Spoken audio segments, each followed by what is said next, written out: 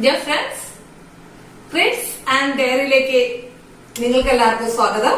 ഇപ്പൊ മഴക്കാല ഈ സീസണില് നമുക്ക് വലിയവർക്കും കുട്ടികൾക്കും ഒക്കെ ഉണ്ടാകുന്ന ഒരു അവസ്ഥയാണ് ജലദോഷം, ചുമ, അതുപോലെ തന്നെ വൈറൽ ഫീവർ ഒക്കെ. അപ്പൊ അതിന് ഒരു വീട്ടുവൈദ്യമായിട്ടാണ് ഞാൻ വന്നിരിക്കുന്നത്. Home remedies for cough and fever. ഇത് എന്റെ അമ്മ ഞാൻ കുഞ്ഞായിരുന്നപ്പോ ഉണ്ടാക്കി തന്നിട്ടുള്ള ഒരു വീട്ടിലെ മാത്രം ഇൻഗ്രീഡിയൻസ് ചേർന്നിട്ടുള്ള ഒരു ചുമയുടെ മരുന്നാണ് നിങ്ങൾക്ക് ഞാനിപ്പോ പരിചയപ്പെടുത്താൻ പോകുന്നത്. എല്ലാവർക്കും ഉണ്ടാക്കാം. ഈ കഫം ഒക്കെ വരുമ്പോ കുഞ്ഞുനാളിലെ തൊട്ട് ഇതിന്റെ രുചി ആസ്വദിച്ചിട്ടുള്ളതാണ് ഞാൻ. അപ്പൊ എന്റെ അസുഖമൊക്കെ മാറിയിട്ടുണ്ട്. അന്ന് കാലങ്ങളിൽ ഇന്നത്തെ പോലെ ഉടനെ ഡോക്ടറെ കൊണ്ടുപോവോ പാരസെറ്റമോൾ കഴിക്കുകയോ ആന്റിബയോട്ടിക്സ് കഴിക്കുകയോ ഒന്നും അല്ല ചെയ്യുന്നത്. നല്ല ഒരു ലേഹ്യവും അല്ലെങ്കിൽ ഒരു പൊടിയും അല്ലെങ്കിൽ ഒരു തുളസി കാപ്പിയും ഒക്കെയാണ് കുടിക്കുന്നത്. അങ്ങനെ കുടിച്ച് 2 ദിവസം 3 ദിവസമൊക്കെ ഇരിക്കുമ്പോൾ പനിയും ചുമയൊക്കെ അങ്ങ് താനെ കുറഞ്ഞോളൂ. അങ്ങനത്തെ ഒരു അവസ്ഥയിലാണ് പണ്ട് കാലത്തെ ഓർമ്മയിലേക്ക് ഈ മഴക്കാലത്ത് എന്നെ കൊണ്ടുപോയി. ഇടയ്ക്കിടയ്ക്ക് ഞാൻ ഉണ്ടാക്കാറുണ്ട്. ഇടയ്ക്കൊക്കെ നമ്മുടെ വീട്ടിലെല്ലാ ഇൻഗ്രീഡിയൻസ് അവൈലബിൾ ആണ്. അപ്പൊ നമുക്ക് ഇതിന്റെ വേണ്ടപ്പെട്ട സാധനങ്ങൾ എന്തൊക്കെയാണെന്ന് നമുക്കറിയാം. ഇത് എന്റെ കൂടെ ഇരിക്കുന്നത് എന്റെ പേരക്കിടാവാണ്. പേരക്കിടാവ് ഞങ്ങൾ ഇസബേബി എന്ന് വിളിക്കുന്നു.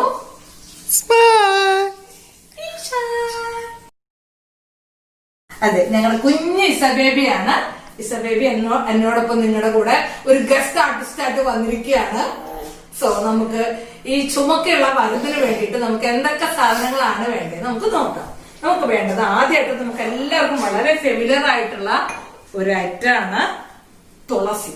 തുളസി പരിചയമില്ലാത്ത തുളസിയുടെ ഔഷധത്തെ കുറിച്ച് അമ്മാനോട് ഇപ്പൊ തുളസി കഫ് സിറപ്പ്, തുളസി മരുന്ന്, തുളസി കഷായം ഒക്കെ കേട്ടിട്ടുണ്ട്. എല്ലാവർക്കും അറിയാവുന്ന ഒരു ഇൻഗ്രീഡിയന്റ് ആണ്. എല്ലാവരെയും വീട്ടുമുറ്റത്തുള്ളതാണ് തുളസി.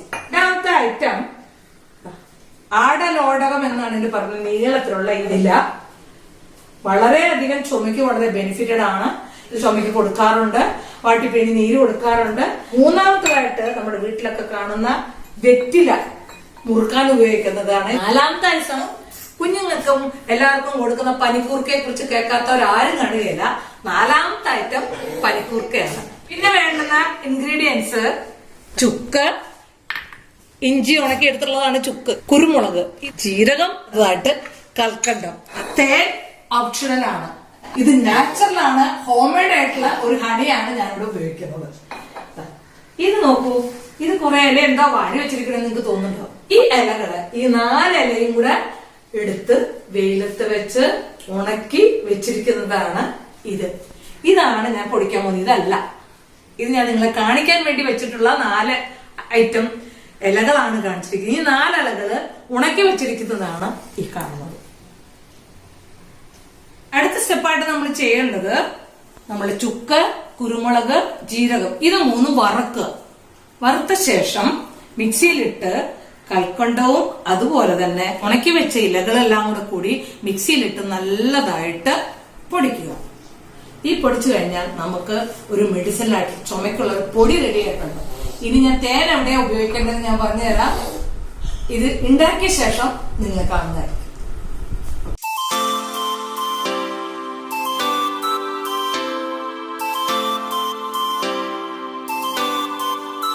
ചുക്ക് ഒന്ന് ഇടിച്ചിട്ട് വേണം മിക്സിയിൽ ഇടാനായിട്ട്.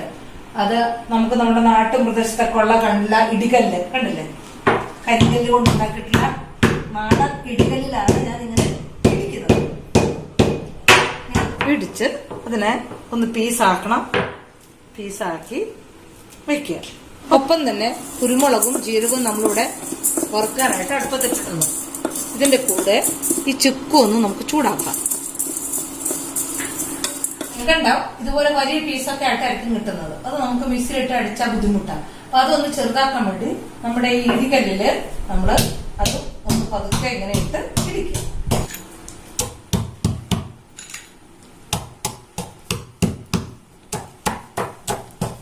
നമ്മൾ ചൂടാക്കി വെച്ചിട്ടുള്ള ചുക്ക്, കുരുമുളകം, ജീരകം മിക്സിയിലേക്ക് ട്രാൻസ്ഫർ ചെയ്യണം. കുരുമുളക് അതുപോലെ തന്നെ ജീരകം ഇതിൽ അടിച്ചു കഴിഞ്ഞു. അതിലേക്ക് നമ്മൾ കൽക്കണ്ടം ഇടിച്ചു വെച്ചിട്ടുള്ള കൽക്കണ്ടം ചേർക്കണം. ഒരു അടി അടിക്കാം. ഇതിൽ ഇതിലേക്ക് നമ്മൾ ഉണക്കി വെച്ചിട്ടുള്ള ഇല കുറേശ്ശെ ആഡ് ചെയ്ത് അടിച്ചു കൊടുക്കും.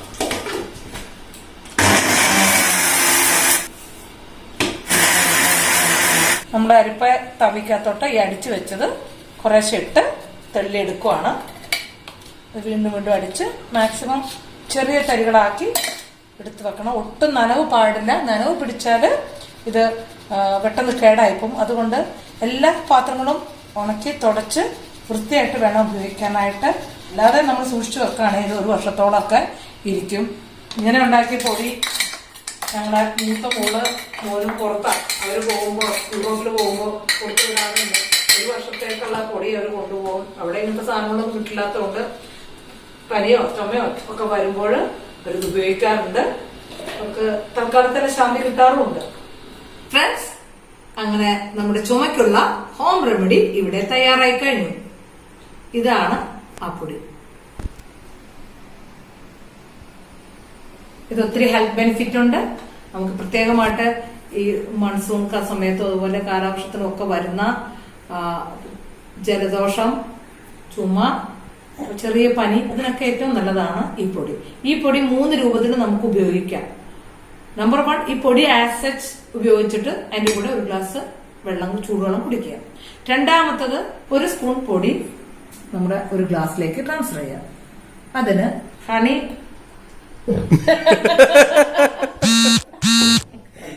കുറച്ച് തേനൊഴിക്കുക.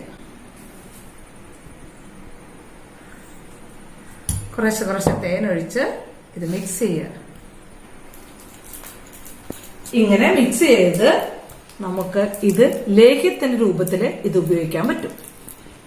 ഇത് പൊടി കഴിക്കാൻ ബുദ്ധിമുട്ടുള്ളവർക്ക് കുറച്ച് ഹണി ചേർത്ത് ഇതില് നമുക്കിങ്ങനെ വെച്ചാൽ രണ്ടാമത്തെ ഒരു ഫോമാണ് ലേഹ്യമായിട്ട് ഉപയോഗിക്കാം. മൂന്നാമത്തെ ഒരു ഫോമാണ് തുളസി കഷായം എന്ന് പറഞ്ഞിട്ടുള്ള ഫോമില്. ഈ ഫോമില് നല്ല ചൂടോടുകൂടി നമുക്ക് കുടിക്കാവുന്നതാണ്. കുഞ്ഞിന് ഞാൻ 1 ഡ്രോപ്പ് തൊട്ട് കൊടുക്കുക. അവൾക്കിത് ഇഷ്ടമാണ്.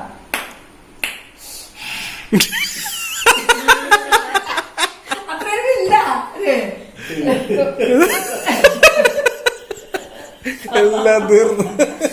കുഴപ്പമൊന്നുമില്ല. നീ ചിരിച്ചു പറയാ. കുഞ്ഞി തുളസി കഷായം എങ്ങനെയുണ്ട്?